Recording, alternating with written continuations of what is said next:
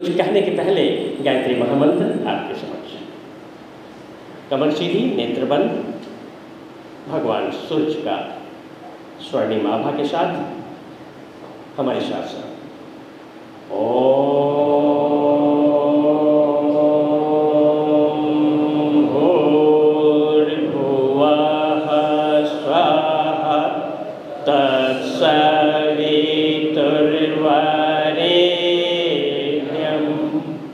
भर्गो देवस्य धीमहि धियो यो नः प्रचोदयात्।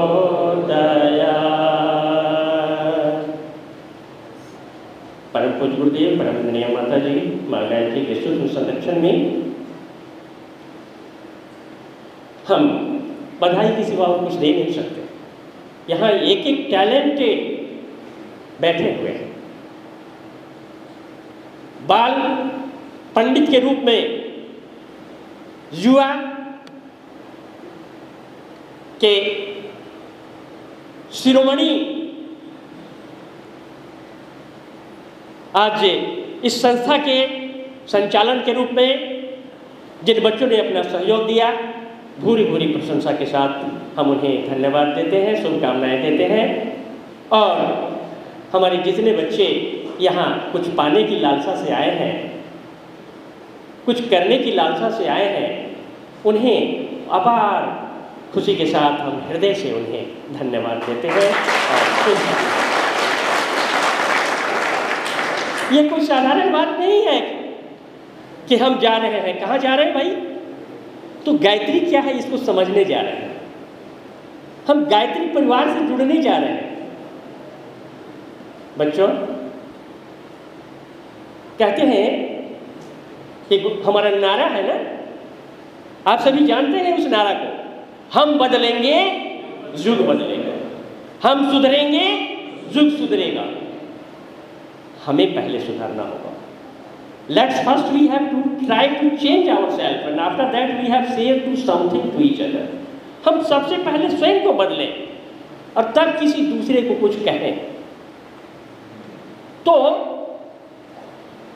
हम ऐसा काम करें, सबसे पहले हम व्यक्ति की बात करें तो एक आज जो दुर्दशा है समाज की, एक एक व्यक्तित्व की बात करें हम, तो हम अकेले अपने आप को बदल नहीं पा रहे हैं।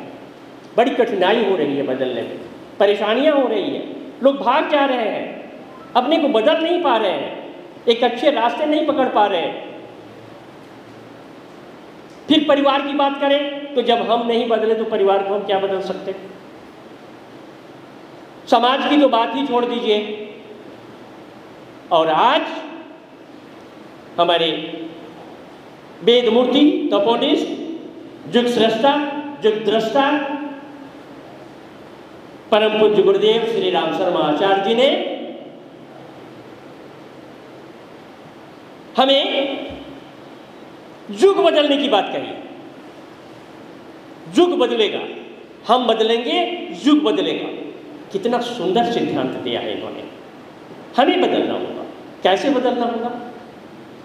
हम ज़्यादा कुछ नहीं बोलेंगे क्योंकि समय का भी आज अब उसको गरिमा को देखते हुए और हम फिर कभी आपके सामने आएंगे तो कुछ बातें विशेष रूप से बताएंगे। बस इतना कर हम कहेंगे आज कि हमारे पास जो भी है, जिस तत्वों से हम बने हैं, किन किन तत्वों से बने हैं, हमारे युवा भाई ने बड़े सुंदर से विश्लेषण किया। हमारा बच्चा बहुत सुंदर से विश्लेषण किया, विज्ञान और अध्यात्म की बात को बताकर उन्होंने बड़ा सुंदर ढंग से समझाया आपको। सचमुच हम 5 तत्वों से बने हैं, सभी लोग जानते हैं। जरूरत क्या है? हम जब आकाश तत्व से बने हैं तो आकाश की विशेषता क्या है इसे जानते हैं। आकाश की विशेषता है सुंदर सोच। आप सुंदर सुंदर भोजन जब करते हैं तो तृप्त हो जाते हैं, आपका शरीर बलवान बन जाता है, पुष्ट हो जाता है, लेकिन आपके जो ऊपरी भाग जिसको कहते हैं आकाश तत्व, ये हमारा मस्तिष्क जो है ये क्या है? आकाश तत्व है। इसमें अच्छे विचारों का समूह होता है, और जब आप अच्छे विचारों का समूह अपने अंदर लाते हैं, जब स्वाध्याय करते हैं, अच्छा चिंतन करते हैं, जनहित की बात सोचते हैं, परहित की बात सोचते हैं, तो आपका वो मस्तिष्क तुष्ट हो जाता है, वो परिपूर्ण हो जाता है, संतुष्ट हो जाता है, यानी उसकी भूख मिट जाती है। शरीर का भूख अन्न पूरा करता है, मस्तिष्क का भूख सद्विचार पूरा करते हैं। यदि हम खाकर भी सोचते हैं क्या बात है, कुछ अच्छा नहीं लग रहा है, बहुत सुंदर चीज़ खाए हैं, फिर भी कुछ घटा घटा सा लग रहा है, कुछ बहुत सी बातें ऐसे मस्तिष्क में घूम रही है जो शांति नहीं मिल रही है, कहाँ से मिलेगी? हमने तो उसका खुराक दिया ही नहीं ना, हमने उसका खुराक नहीं दिया जो। तो इस मस्तिष्क का खुराक क्या है? अच्छे विचार, सत्संग जो आप कर रहे हैं। तो ये ध्यान रखना है कि हम आकाश तत्व को परिपूर्ण कर रहे हैं कि नहीं। हाँ, उसके बाद जल तत्व है हमारे अंदर। जल का क्या काम है? शीतलता प्रदान करना, जीवन प्रदान करना। और हमारे अंदर वो है, क्या हम एक दूसरे को शीतलता प्रदान कर रहे हैं अपने जीवन से? हम एक दूसरे को जीवन दे रहे हैं? ये जल तत्व का यदि नहीं कर रहे हैं तो वहाँ अपमान हो रहा है जल तत्व का। उसी तरह से वायु तत्व में गतिशीलता है, जो हमारे युवाओं में है, आज दिख रहा है। वो गतिशीलता यदि नहीं है, वो सुस्ती है, आलस्य है, तो फिर वायु तत्व का अपमान कर रहे हैं वो। भूमि जो धरती माता क्षमाशील, क्षमा की देवी है, और हमारे अंदर क्षमा करने का सामर्थ्य ही नहीं। तुरंत हम आग बबूला हो जाते हैं, तुरंत बदले की भावना आ जाती है, नहीं चलेगा। हमें उनका अपमान नहीं करना है, उनके सम्मान में हमें भी क्षमाशील, माता के गुण पुत्र में तो आते ही है ना, तो हमें उस गुण को बरकरार रखना है। यदि कहीं से कोई गलती हो गई किसी से, तो थोड़ा रुक जाए, बी पेशेंस, तो उसको धैर्य रखें, समय आएगा वो अपने आप सुधार हो जाएगा। हमें ऐसा बनना है। आचार्य कौन बनते हैं? आचार्य जो अपने आचरण से दूसरे को सीख देते हैं।